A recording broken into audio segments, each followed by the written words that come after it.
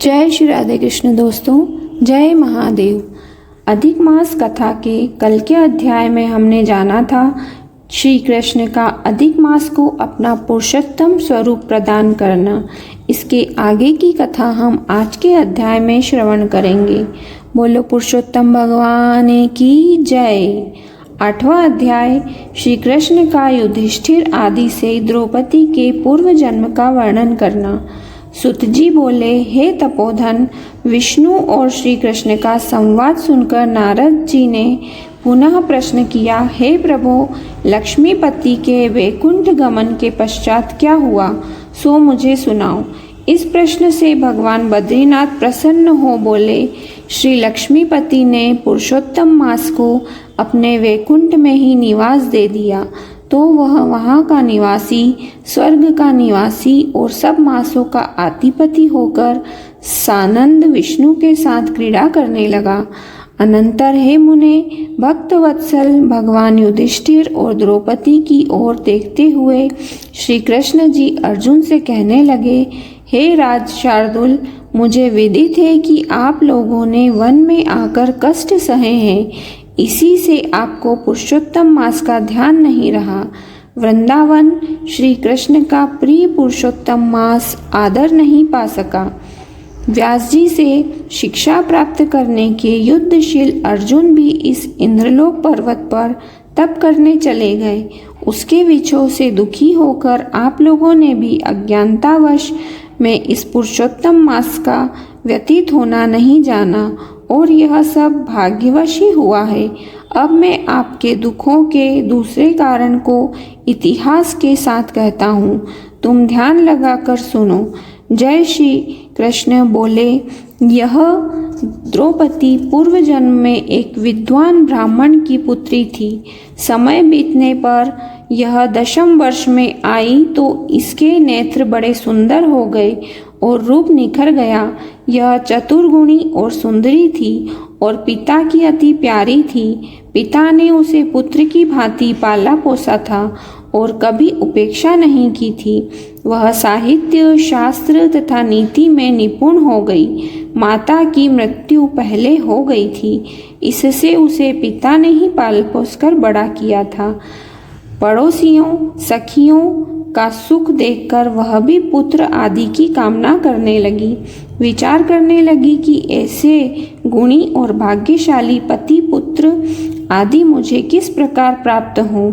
वह सोचती कि अब क्या किया जाए, किस देव की उपासना की जाए, किस मुनि के समीप जाऊं, कौन सा तीर्थाटन करूं, मेरा भाग्य क्या सोया हुआ है, कोई मुझे पत्नी रूप में अंगीकार नहीं करता। इतने विद्वान होने पर भी मेरे पिता भाग्य दोष से ही मूर्ख बने हुए हैं, जो विवाह के योग्य होने पर भी मेरे लिए उपयुक्त वर नहीं ढूंढा। मैं अपनी सखियों में प्रमुख बनी हुई हूँ, किंतु फिर भी कुमारी हूँ। मेरी सखियों को स्वामी के सुख का जैसा अनुभव है मुझे वैसा नहीं है, इसी से मुझे अत्यंत क्लेश है।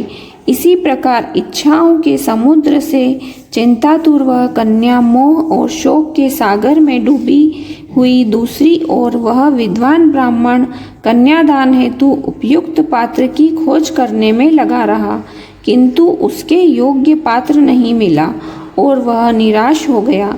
अपनी कन्या के दुर्भाग्य से उसके संकल्प का पिंजरा टूट गया और देवशांत उसे तीव्र और दारुण ज्वर ने ग्रस्त कर लिया।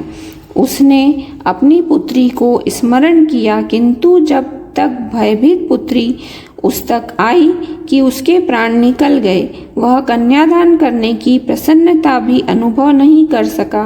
गृहस्थ धर्म में पालन किए गए परिश्रम की चिंताएं एवं संसार की सब वासनाएं छोड़कर हरि के साथ अपने को तन्मय कर देते हैं। इसी तरह निपुण ब्राह्मण ने नील कमल की भांति सुंदर त्रिभंग ललित स्वरूप श्री हरि पुरुषोत्तम स्वरूप में अपना चित्त लगाकर उन्हें स्मरण किया।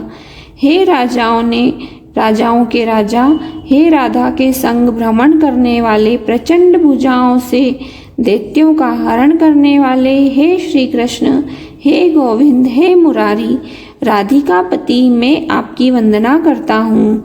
हे नाथ, हे ऋषिकेश, आपकी वंदना करता हूँ, मेरी रक्षा करो। उस मुनि के ऐसे वचनों को सुनकर भगवान के लोक से उनके पार्षद आ पहुँचे और मृतक की आत्मा को लेकर भगवान के चरण बिंदों में प्रस्तुत कर दिया। अपने पिता को मृत पाकर वह कन्या हा हा करने लगी, रुदन करने लगी। पिता के शरीर को गोद में रखे वह करुण विलाप करने लगी।